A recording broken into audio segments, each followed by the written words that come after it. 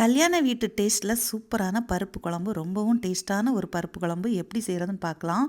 துவரம் பருப்பை நல்லா கழுவி எடுத்து வச்சுக்கோங்க. 10 சின்ன வெங்காயம், ஒரு சின்ன சைஸ் தக்காளி, காரத்துக்கு 2 பச்சை மிளகா, பெருங்காயத்தூள், மஞ்சள் தூள், ஒரு 3 பல் பூண்டு, உங்களுக்கு எக்ஸ்ட்ரா வேணுன்னா சேர்த்துக்கோங்க.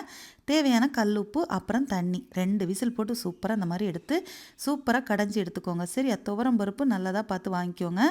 இதுக்கு மசாலா என்னென்னு பார்த்தீங்கன்னா, கொஞ்சம் தேங்காய், சீரகம், கொஞ்சமாக தேங்காய்க்கான கலருக்கு கொஞ்சம் மஞ்சள் தூள், இவ்வளோத்தையும் போட்டு நல்லா குறகுறப்பாக எடுத்து வச்சுக்கோங்க. பருப்பு நல்லா வெந்ததுக்கப்புறம் இந்த மசாலாவை அது கூட தேவையான தண்ணி சேர்த்து கரைச்சி இது கூட சேர்த்து மிக்ஸ் பண்ணி நல்லா கொதிய விட்டுக்கோங்க. நல்லா கரண்டியால் கடைஞ்சிட்டு தேவையான உப்பு இருக்கான்னு செக் பண்ணி பார்த்துக்கோங்க. சரியா, எக்ஸ்ட்ரா தண்ணி சேர்த்ததுனால உப்பு தேவைப்படும். கொதி வந்ததும் இன்னொரு பக்கம் முக்கியமான ஒரு ஸ்டெப்பே இதுதான். கொஞ்சம் எண்ணெயில் கடுகு, காஞ்ச மிளகாய், கருவேப்பிலை போட்டு தாளிதத்தை அப்படியே கொட்டிட வேண்டியதான். இதுக்கு மேலே சூப்பரான ஒரு ஸ்பூன் நெய் அப்படியே ஊற்றுனீங்கன்னு வைங்களேன், வேறு லெவல் டேஸ்ட்டில் இருக்கும். ட்ரை பண்ணி பார்த்துட்டு மறக்காமல் கமெண்ட் பண்ணுங்கள். அப்புறம் என்ன, வீட்டில் இருக்கிற எல்லாரும் பாராட்டுவாங்க.